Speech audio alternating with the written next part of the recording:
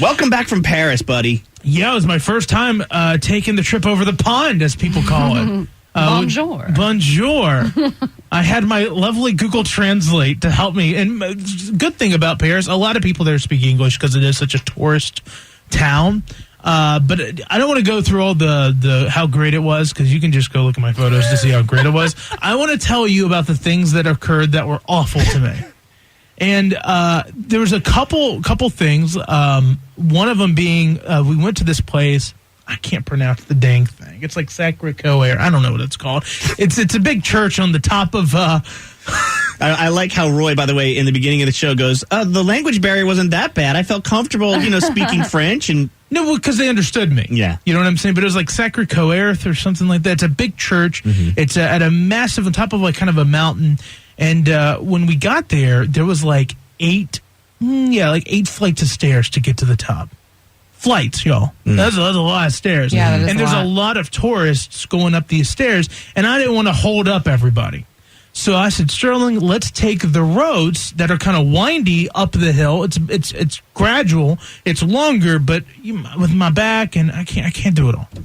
So we do that, and I am dying, by the way, breathing hard. What's the temperature over there at this time? 40s. Cooler, yeah. So chill. 40s. Okay. I'm dying. Sterling keeps saying, sit down. And I'm like, no, we got to finish, because if I stop, I'm not getting back up. You know what I mean? It's also the same thing. Like if I sit down, I may roll down the hill. I got to keep going forward. And so we finally get to the top, and it is beautiful. It's a beautiful vista out towards Paris and a beautiful church. And then right at the church entrance, I see the automated tram that takes passengers up and down the mountain. I was so mad. I walked 5 miles up this damn hill, and there's a tram. I was so angry at the whole experience. Okay, I mean, because what you do is when everyone got off the metro, you just kind of follow the masses, and nobody went to the right where the tram was. Everybody walked up the steps, and so I was like, "Oh, let's screw that. Let's go to the left." Only if I would have looked to my right, I would have seen there's an automated system. And I remember along the way, I was complaining. I was like, this is ridiculous. How do foreign countries do this? What if someone's in a wheelchair? What if baby strollers? How do they get away with this? Tram. Yeah. Tram. So did you take the tram back down, obviously? Of course I took the tram back. Comfortable. Plenty of 2 minutes. Okay. So, and then I didn't see much protest. There's a lot of protest in Paris right now. They all happened whenever I was sleeping.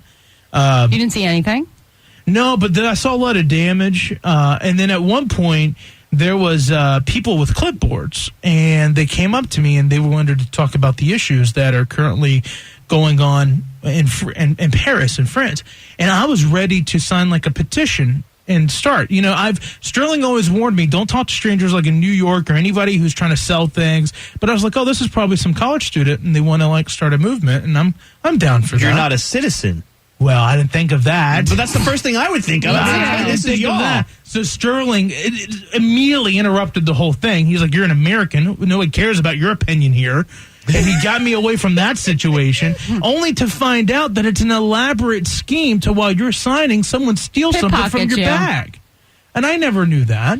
So I almost fell victim to a whole scam because I wanted to start a movement. But, they do that too, like at the Eiffel Tower and stuff.